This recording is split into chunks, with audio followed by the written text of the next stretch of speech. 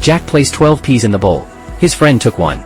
Jack frowned, put down his fork, pushed away his plate, and got up to leave.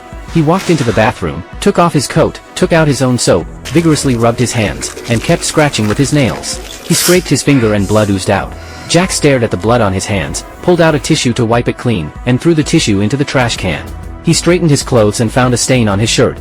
He scooped up some soapy water and rubbed it onto the stains, then rubbed his clothes and bent down to rinse them clean with water. Jack wrung out his clothes, wrapped soap in a tissue, and stuffed it into his pants. But he stopped at the door again. He stared at the doorknob, afraid to touch it, and turned around to see that the tissues had already been used up. Jack trembled and reached out to open the door, but then put it down again.